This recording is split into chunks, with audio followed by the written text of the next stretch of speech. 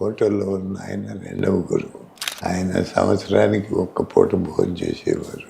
హిమాలయాస్లో అఘోరిస్తూ కూడా చాలా కాలం మెలిగినాడు. 70 ఏళ్ళ వయసు ఈ ప్రాంతానికి వచ్చాడు మళ్ళా.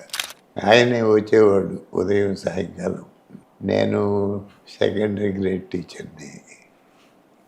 ఆయన వస్తూ వస్తూ ఈ గంజా పత్రి ఈ అప్పట్లో సారా పొట్లాలు లభ్యేది అవి అన్నీ తీసుకొని వచ్చేవాడు ఆయనే.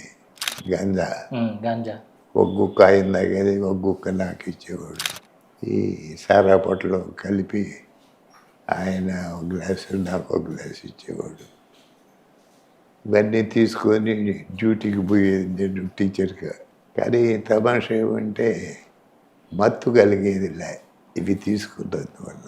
100 సంవత్సరాల వయసులో శరీరాన్ని వదిలేశాడు.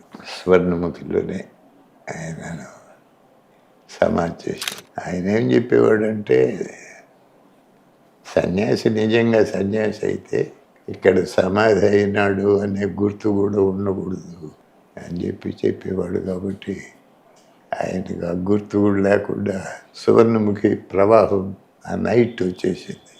వచ్చి 6 రోజులు ఎడతెక్కకుండా ఆయన్ని ఎక్కడ ఖననం చేసినావు అనే గుర్తు కూడా తెలియలేదు.